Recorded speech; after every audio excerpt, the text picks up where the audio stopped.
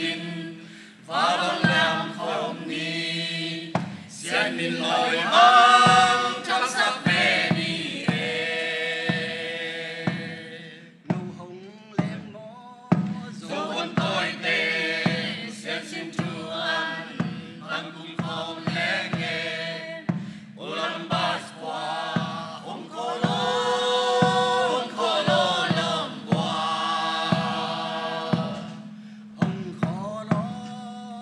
ông khô lô lầm qua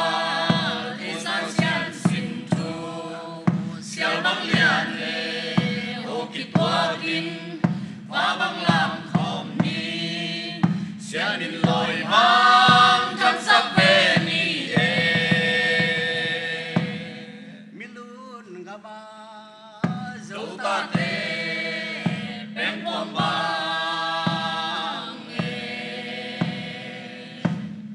xin mô hồng xoan giê xi hồng ngoại xiêm về xin mô hồng xoan giê xi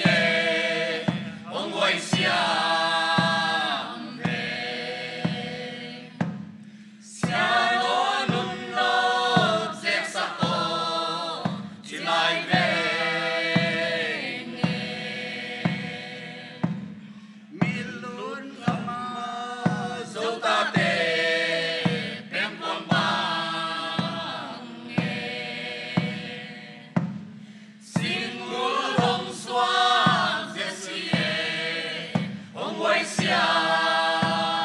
về xin ngũ hồng xoan giê xi hồng ngoại xiêm xa nó nung nốt dẹp sắc tổ chỉ lại về giết xe bốc pi tàu pan thu phang tาย